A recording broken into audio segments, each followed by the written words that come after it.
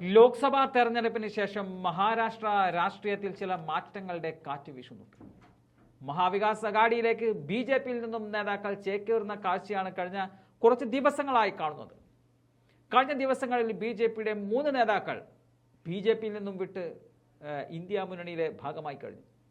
മുൻ ആഭ്യന്തരമന്ത്രി ഡോക്ടർ മാധവ് കിൻഹാൽക്കർ ബി.ജെ.പിയുടെ എല്ലാ സ്ഥാനങ്ങളിൽ നിന്നും രാജിവെച്ചിരുന്നു. തൊട്ടു പിന്നാലെ തന്നെ മുൻ എം.എൽ.എ സുധാകർ ഭലേറാവുവും ബി.ജെ.പി അംഗത്വമടക്കം എല്ലാ സ്ഥാനങ്ങളും രാജിവെച്ച് അദ്ദേഹം ശരത് പവാറിന്റെ എൻ.സി.പിയിൽ ചേർന്ന വാർത്തയാണ് കഴിഞ്ഞ ദിവസങ്ങളിൽ പുറത്തു വരുന്നത്. അദ്ദേഹത്തെ പാർട്ടിയിലേക്ക് സ്വീകരിച്ചുകൊണ്ട് ശരത് പവാർ പറഞ്ഞത് ഇങ്ങനെയാണ്: നിലവിൽ മഹാരാഷ്ട്ര തെറ്റായ ആളുകളുടെ കൈകളിലാണ്. ഈ ചിത്രം മാറ്റുക എന്ന ലക്ഷ്യത്തോടെ ലോക്സഭയിൽ വോട്ടർമാർ പ്രതികരിച്ചു. ലോക്സഭാ തെരഞ്ഞെടുപ്പിൽ 48-ൽ 31ഓളം സീറ്റുകൾ നേടാൻ ഇന്ത്യ മുന്നണിക്ക് സാധിച്ചിരുന്നു. ഇതൊരു തുടക്കമാണ്. നിലവിൽ 288 സീറ്റുകളിൽ നിയമസഭയിൽ 225-ലധികം സീറ്റുകൾ മഹാവികാസ് അഘാഡി സഖ്യം നേടുമെന്നുള്ള ഉറപ്പാണ് താൻ തരുന്നത് എന്നതാണ് ശരത് പവാർ പറയുന്നത്.